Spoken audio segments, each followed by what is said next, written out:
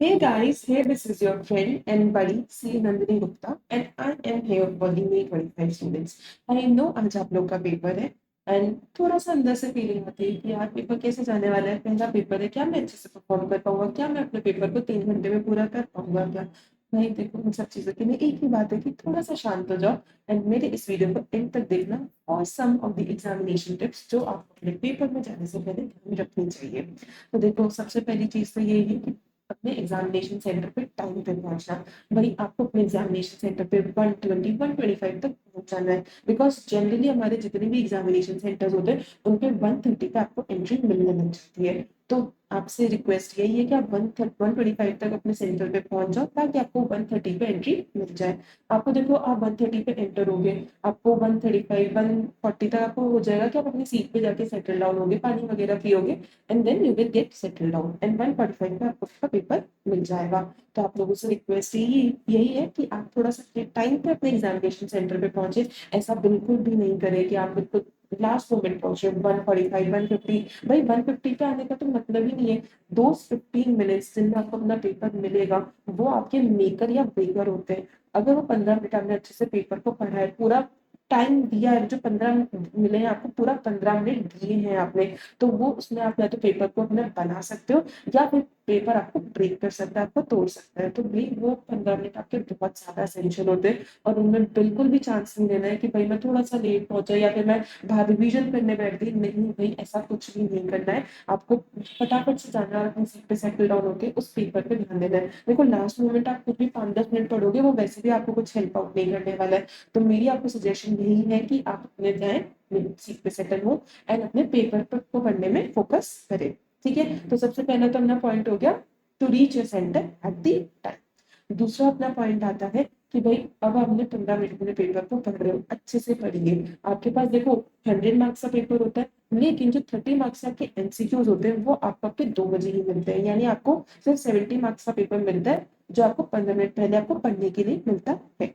ठीक है, अब आपको जो 15 मिनट में 70 मार्क्स का पेपर मिला है उसमें आपके पास कितने क्वेश्चन है? 6 क्वेश्चन है। एक कौन सा कंपल्सरी क्वेश्चन, बचे कितने? 5। इनमें से करने कितने? आपको 4 क्वेश्चन करने हैं।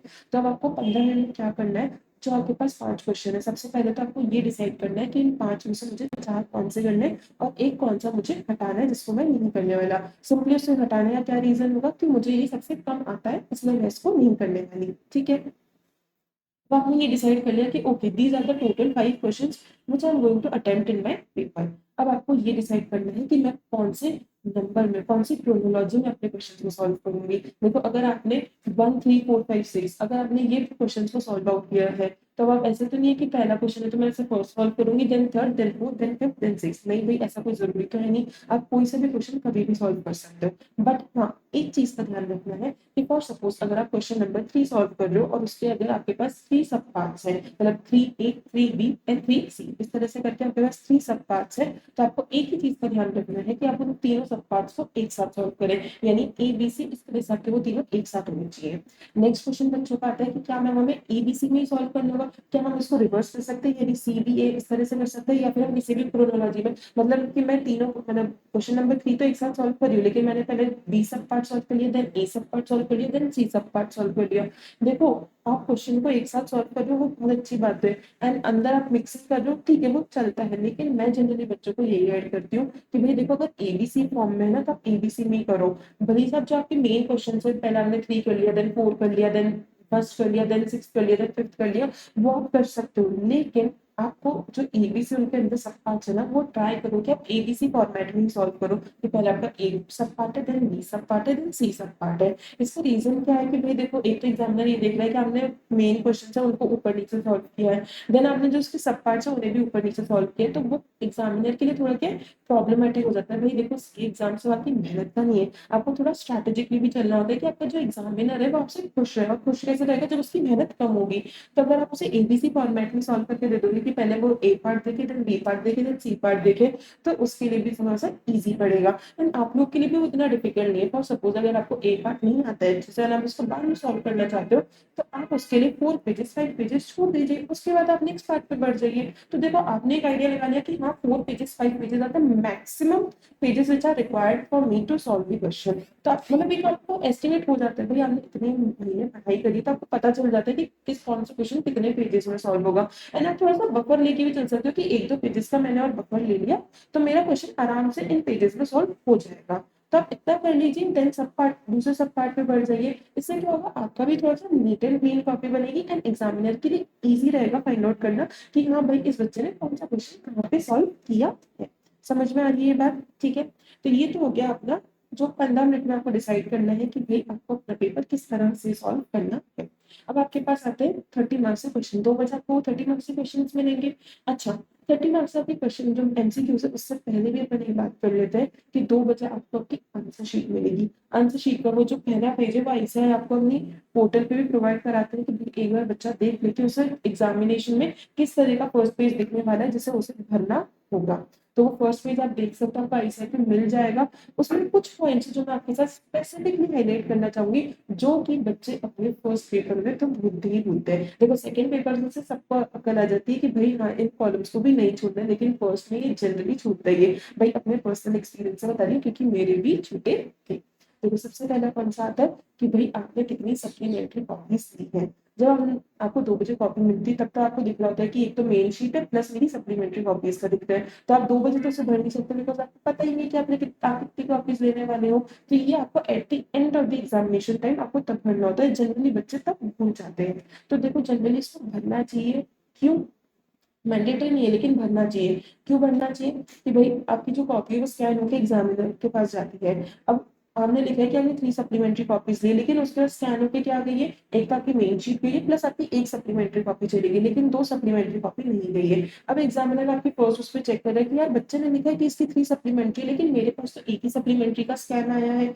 तो ये कहीं ना कहीं तो कुछ तो छूटा है। तो वो क्या करेगा, ऐसे डिपार्टमेंट को बोलेगा कि यार इस बच्चे की इस पर्टिकुलर रोल नंबर की जो है वो 2 सप्लीमेंट्री कॉपी मेरे पास नहीं आई है एंड बच्चे ने लिखा है कि उसने 3 सप्लीमेंट्री भरी है। तो प्लीज आप इसे फाइंड आउट करें एंड मुझे वो 2 सप्लीमेंट्री भी प्रोवाइड कराएं। तो इससे क्या हुआ, भाई जो बच्चे को मार्क्स छूटने वाले थे, क्योंकि अगर वो नहीं लिखता तो एग्जामिनर को पता नहीं चलता है, उसे लगता है कि ओके फर्स्ट सप्लीमेंट्री किया उसका पेपर खत्म हो गया।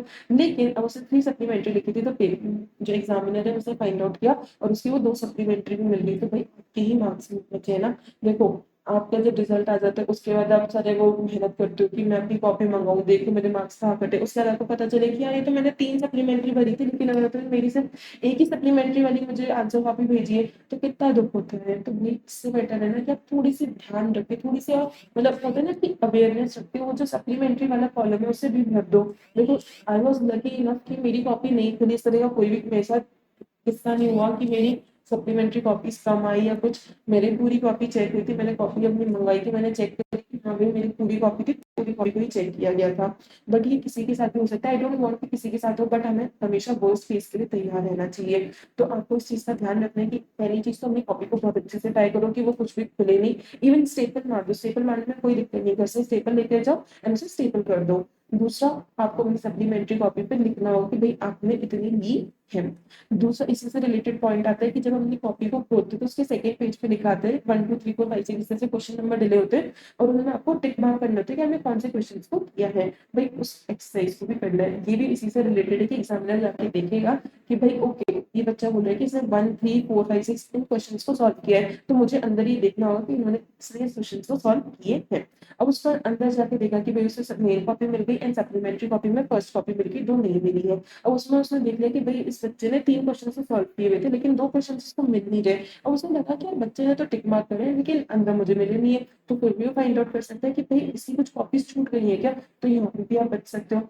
सेकंड इसका और क्या एग्जाम आपके हेल्प करता है कि भाई आपने उसमें अगर टिक मार्क कर दी कि 1 3 4 5 6 आपने क्वेश्चन को सॉल्व किया, तो एग्जामिनर को पहले ही पता चल गया कि ओके इसका मुझे क्वेश्चन नंबर 2 चेक नहीं करना है, मुझे इसमें 1 3 4 5 6 को देखना है। तो पहले एग्जामिनर रेडी हो गया कि ओके मुझे कौन कौन से क्वेश्चन को इवेल्युएट करना है। अब आपने कुछ लिखा नहीं है, अब एग्जामिनर ढूंढ रहा है कि okay now this is question number 3 I am checking this, then okay this is question number 5 then I am checking this. भाई तो वो एग्जामिनर के लिए थोड़ा सा प्रॉब्लमेटिक हो जाता है। उसको आप जितना ईज रखोगे, भाई ऐसे हमें सबसे मतलब हम उसे ऐसे ज्ञान कह लो या कुछ भी कह लो, टिप कह लो, स्ट्रैटेजी कह लो कि भाई आपको अपने ज़्यादा से ज़्यादा मार्क्स अगर सिक्योर करने हैं तो वो एक ही तरीका है कि आप अपने एग्जामिनर को खुश रखो। एग्जामिनर कैसे खुश रहेगा? जब उसकी मेहनत कम से कम आप लोग करोगे। उसकी मेहनत को कम से कम कैसे कर सकते हो कि भाई आप अपने आंसर्स को बहुत अच्छे से लिखो, अंडरलाइनिंग करके चलो, क्वेश्चन में वो क्या जाओगे सेकंड पेज उसमें टिक मार्क करके चलो क्योंकि मैंने इन क्वेश्चन को सॉल्व किया है। आगे आप अपनी सप्लीमेंट्री शीट का नाम लिख दो, अच्छी थोड़ी सी हैंडराइटिंग को मेंटेन करने की आप कोशिश करो। तो इस तरह से आप अपने एग्जामिनर को खुश रखोगे एंड आप मैक्सिमम मार्क्स को स्कोर कर पाओगे। तो देखो ये कुछ पॉइंट्स हैं जो आपको अपने कॉपी में ध्यान रखने हैं कि हाँ भाई मुझे फिल आउट करने ही करने, मैं किसी भी हालत में इन पॉइंट्स को छोड़ने वाली नहीं हूँ। अब आपका 2 बजे आपका पेपर शुरू हो जाएगा, आपके पास आइडिया कि वो एमसीक्यू पीरियड जिसमें आपके पास 30 मार्क्स के एमसीक्यूज होंगे, कुछ केस बेस्ड सिनेरियोज होंगे एंड कुछ आपके पास डायरेक्ट एमसीक्यूज होंगे। अब क्वेश्चन आता है कि मैम इनको हम कब सॉल्व करें? देखो अभी एक बार के लिए इसको रख दो, अभी आपने फ्रेशली किया, आपने 70 मार्क्स का पेपर को पढ़ा है, तो पहले आप 70 मार्क्स के पेपर में से जितने क्वेश्चन आपको आते हैं ना उन क्वेश्चन को आप सॉल्व आउट कर लो।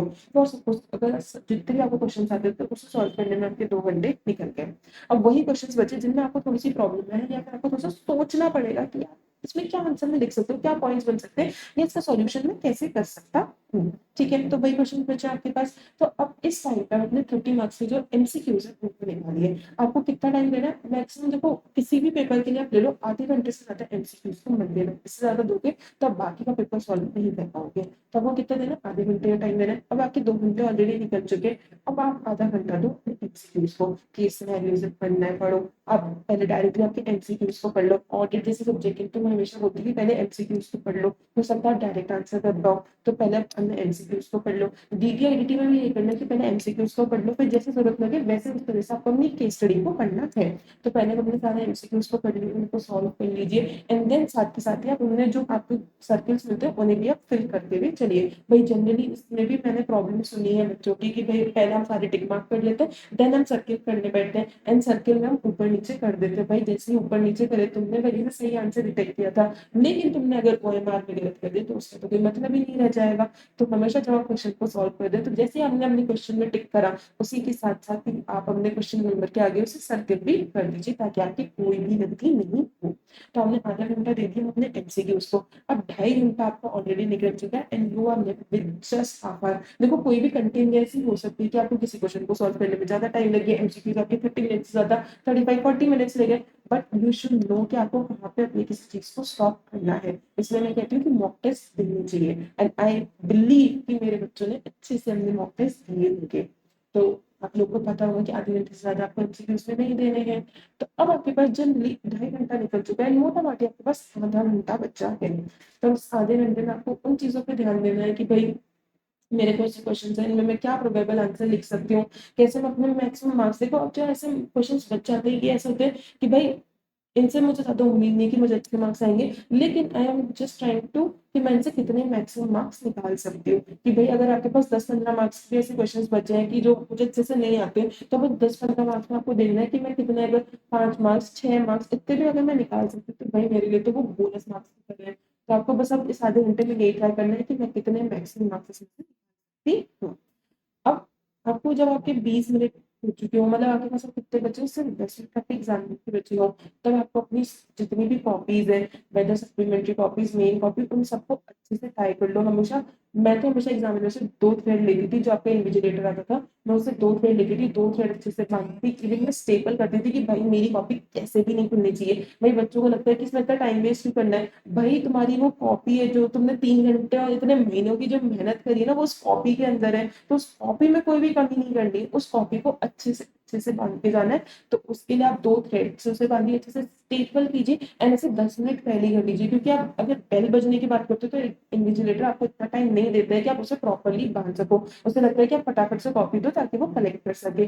भाई इसमें आपको इस यही चीज करनी है कि 10 मिनट पहले हम अपनी पूरी कॉपी को बांध दें एंड जो आपके पास फिर बचा हुआ टाइम है उसमें आप आराम से अपने पेपर को लिखते रहिए एंड जैसे ही बेल बज जाए इन्विजिलेटर आपके पास है, आप अपनी कॉपी को सबमिट कर दीजिए। लेकिन कॉपी बांधने में कोई भी आप कमी मत रखिएगा, आपको 2 थ्रेड स्टेपल करने ही करने हैं। तो ये तो हो गए अपने पूरे एग्जामिनेशन की बात। अब बात आती है कि हमें अपने साथ क्या क्या लेके जाना है। देखो वाटर बॉटल लेके जाना, बहुत ही ज्यादा गर्मी का टाइम है एंड जो जनरली मतलब हमारे यहाँ के जो सेंटर्स होते थे उनमें तो पंखा इतनी फीट की हाइट पे होता था ना कि हवा तो दूर दूर तक भी नहीं लग सकती है उसकी। तो अपनी वाटर बॉटल लेके जाना एंड खुद को कूल डाउन रखना है, थोड़ा सा हाइड्रेटेड रखना। अगर हाइड्रेटेड नहीं रखोगे तो इतनी गर्मी में प्रॉब्लम आ सकती है। देखो जो दिसंबर वाले नवंबर वाले स्टूडेंट्स होते हैं उनको ये गर्मी वाला प्रॉब्लम नहीं आता, बिकॉज ऑलरेडी वेदर काफी सूदिंग हो जाता है, वो पानी नहीं भी पीते वो 3 घंटा आराम से निकल जाते हैं। बट आपको इस चीज का ध्यान रखना है कि हाँ आप थोड़ा सा हाइड्रेटेड हो, थोड़ा सा आपके मतलब कूल डाउन रहे, क्योंकि बहुत ज्यादा गर्मी हो जाती है। बट साथ ही साथ आपको ये भी ध्यान रखना है कि आप ज्यादा वॉशरूम ब्रेक्स नहीं लो, बिकॉज देखो सेंटर इतने बड़े होते हैं आपको पता नहीं होता कि कहाँ पे वॉशरूम है कहाँ पे जाना है।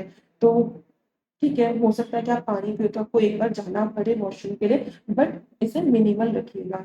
ठीक है, तो ये सब तो हाँ। एक चीज और आपसे कि आपको क्या क्या लेके जाना है, वाटर बॉटल लेके जानी है, लेकिन ट्राई कि आप उसे ट्रांसपेरेंट वाला लेके जाओ। कई सेंटर्स में होता है कि वो आपकी जो कलर होती है जिसमें अंदर का दिखता नहीं है उन वाटर बॉटल्स को अलाउ नहीं करते। तो भाई क्या मतलब हुआ, तुम वहां तक तो लेके गए सेंटर तक, लेकिन तुम्हें एकदम क्लास में नहीं ले जाने दिया, तुम्हें मतलब क्या निकला उसका। तो ट्राई करो कि आप उसे जो आपकी ट्रांसपेरेंट वाटर बॉटल आती है आप उसे ही लेके जाओ। एंड आपके बॉक्स में क्या क्या जाना चाहिए, देखो बॉक्स में आपका ट्रांसपेरेंट होना चाहिए, उसमें भी ऐसा नहीं होना चाहिए कि अंदर का कुछ दिखे नहीं। वो भी आप ट्रांसपेरेंट लेके जाओगे और उसके अंदर आपका क्या क्या होना चाहिए। सबसे पहले तो आपके पास कम से कम 4 ब्लैक पेन्स होने चाहिए। अब आप वो कोई सी भी ब्लैक पेन रख सकते हो, आपने अगर पूरे टाइम में अगर बॉल पेन से काम किया तो बॉल पेन रखिएगा, जेल से किया जेल से कीजिएगा।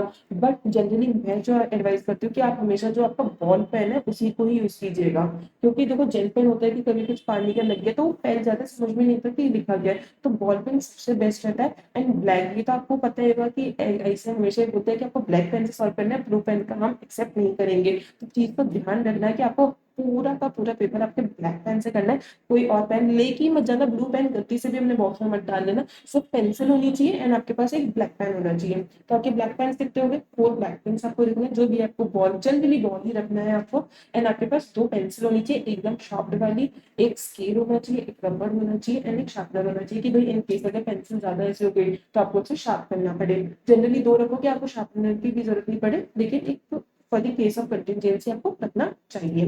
तो इतनी चीजें रखोगे आप तो आपका काम इजीली हो जाएगा। एंड हाँ, स्टेपलर भी रखना है ताकि आप आराम से उसे स्टेपल करके अपनी कॉपी को एकदम सिक्योर कर सको।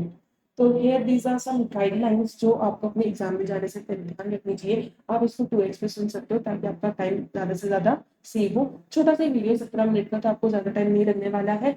And lastly, all the best guys, I know आप इस पेपर को फोड़ के आ जाओगे।